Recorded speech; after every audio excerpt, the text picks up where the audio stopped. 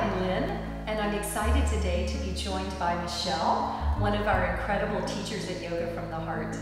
Michelle is going to help me teach and illustrate extended standing forward bend, sometimes referred to as half standing forward bend.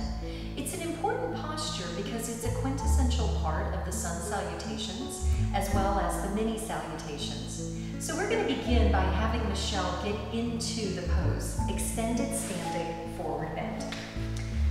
Now she has the flexibility to come into the posture from standing forward bend,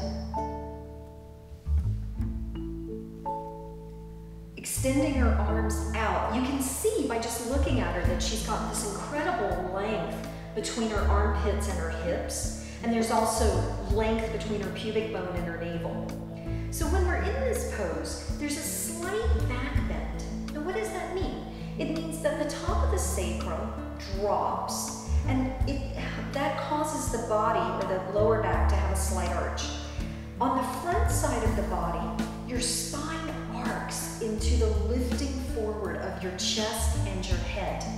Now, when students try to do this quite often, as they try to lift their chest and their head and look forward, they accidentally press their head back. They compress the back of their neck. Doesn't feel so good. So what are you going to do if you can't do the pose with the same depth that Michelle does it? So let's have her come up and demonstrate hands just above the knees. This is a perfect variation for anyone who has a tight lower back and tight hamstrings. A second version would be for her to bend her knees and bring her fingertips to the floor. And that way she's still able to articulate a back bend as well as the forward lifting of her chest and her head. She might also consider using blocks. She might be able to straighten her legs with her fingertips on the blocks, or she might keep them slightly bent. So both of these versions are great until you develop the flexibility to actually take the props away and have the hands on the floor like Michelle.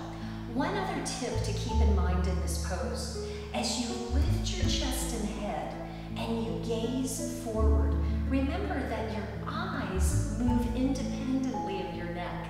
That is, I can look up and I can look down, I can look right and I can look left without actually trying to lift my head, without actually lifting my head.